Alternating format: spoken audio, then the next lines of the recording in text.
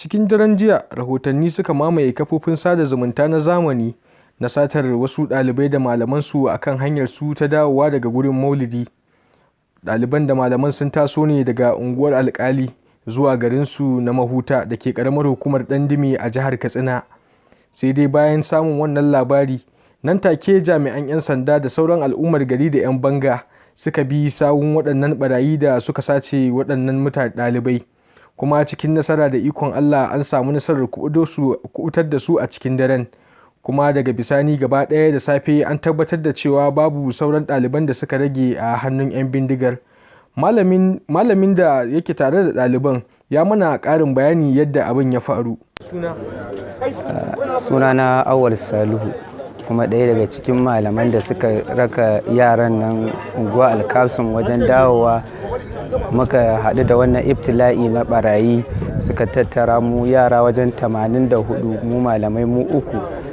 To muna kuma godiya ga Allah subhanahu wata'ala da ya kubutar da mu gaba ɗaya. Sannan kuma muna jinjina ga abubuwan da jami'an tsaro suka yi, musamman sojoji da 'yan sanda da kuma 'yan sintiri, 'yan sa kai da sauransu da jama'a gabaki ɗaya. Muna fatan alkhairi da wannan masarauta tamu ta zarumai kuma da maimarinai. Allah ya saka musu da alkhairi.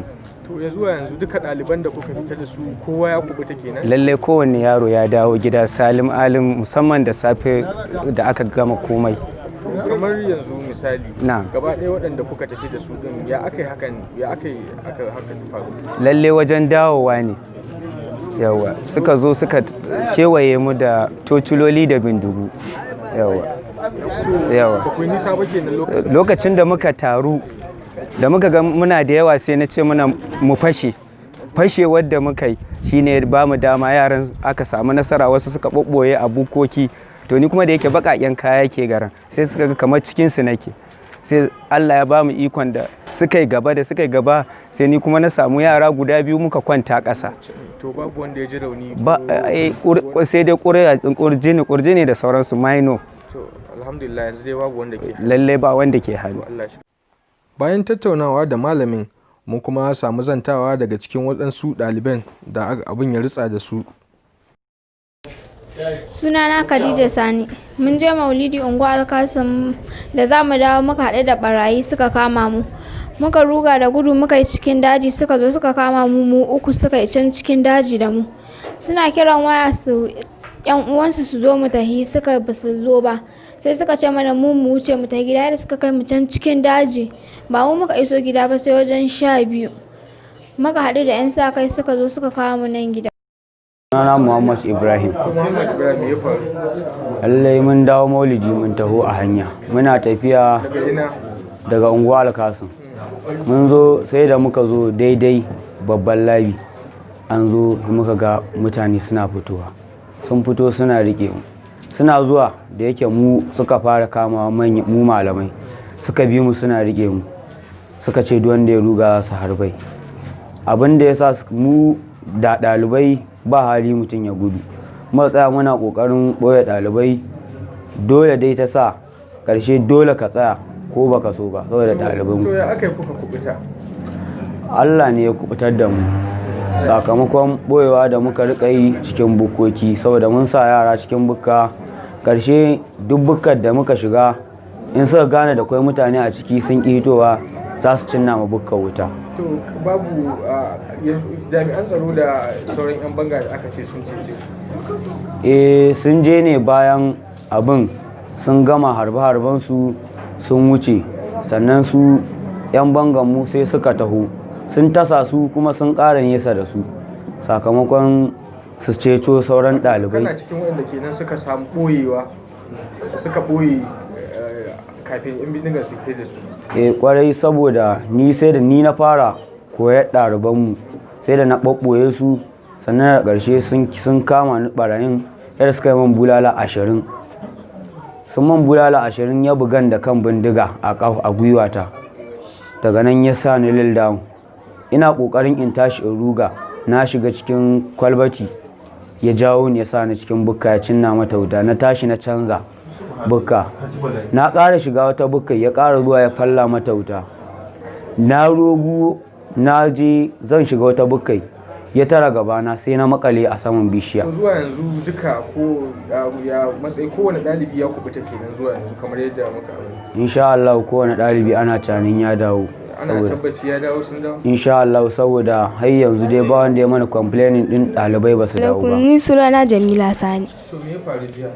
Jiya da muka je maulidi mun dawo mun kusan isowa nan garin sai barayi suka tare mu suka yi mana zobe shine duk muka rarrabu wasu suka yi cikin daji wasu kuma suka yi cikin gari. To mu kuma lokacin da muka taho can muka yi cikin daji mu 5 sai kuma wani barawo ya rike wata hemarin ta yake ta yi. Mu kuma lokacin da muka je sai muka tafi can wata bayan bukka sun kaɗo wasu shanaye har suna harbin wani shanu kwara ɗaya. Sai wani dan saka ya zo zai harbi wani barawo kwara ɗaya sai ya harba bindiga sai ta itace sai barawon shi sai ya harbo bindiga. Mu kuma muna zaune a gurin suka yi ta harbi ba su gamma ba. Bayan zantawa da ɗaliban mun kuma samu zantawa da ɗaya daga cikin 'yan banga wanda shine aka harba a kafa, sannan kuma mun zanta da ɗaya daga cikin iyayen yara da suka samu kubutar. Sunana Kabiru Sale. Me ya faru? Abin da ya faru ina kwance dai a gida farko mutanen da ke ƙauye angon indiya iyayenmu suka yi mana waya cewa sun ɗauko mutane daga su barayin sun taho da su da mata da shanu suka ce da Allah a taimaka a tara. Ƙoƙarin wannan in fito ina gaya mutanenmu kamar Sha'ibu da ya dawo kasuwa a wannan lokaci kenan sai nake gaya masa kuma sai ga wani haƙon cewar yara sun dawo maulidi kuma su ma an tara da su an kwashe yan mahuta. To jin haka shine sai muka tafi da ni da Sha'ibu da Lawai muka je, to muna zuwa kuma sai muka fada masu dan inda muke da su ba da nisa shine suka fara harbi da ta kawo dai har suka harbe ni a kafa. A sauki kwarai da gaske. Amin na san mai. An samu nasarar kenan. A insha Allah mun samu nasara, dole suka dauko da shanun da mutanen gaba ɗaya da yaran namu duka mun anshe su. To an ce akwai wanda aka dauko daga wasu wuraren. Su ma an karbe su har da shanun ma gaba ɗaya. Sunana Hamisu Sha'ibu Mahuta.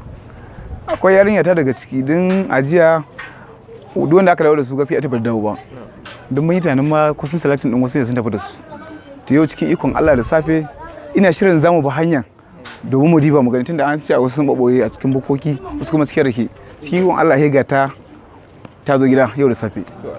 Maka tambaye ta ce mana cikin fadama da kiran ta boye suna da yawa wanda suka boye yau da safe suka ga haske ya fito shi ne suka fito. Wato a matsayinka na uban ɗaya daga cikin yaran nan gaba ɗaya kamar yadda muke samun bayanai gaba ɗaya kowa ya kubuta, kuna tabbacin haka? Ga kwarai kuwa kowa ya kubuta alhamdulillah. Tabbatar da babu wanda ke hannu. Lallai ba kowa a hannunsu. Daga cikin waɗanda jami'an tsaro da haɗin gwiwar 'yan bangar suka kubutar akwai wasu mutane 4 da aka sato a ƙauyen Ɗanɓauri da ke bayan garin Funtuwa, sai kuma shanaye guda 12 kamar yadda rundunar 'yan sanda ta tabbatar. Kakakin rundunar 'yan sanda reshen jihar Katsina Gamba Isa ya tabbatar da faruwar lamarin har ya tabbatar da cewa an kubutar da mutane 4 waɗanda 'yan bindigar suka sato a ƙauyen Ɗanɓauri tare da shanu 12 da kuma mutane 84 daga cikin ɗaliban da malamansu guda 3. Ƙarshen rahoton kenan.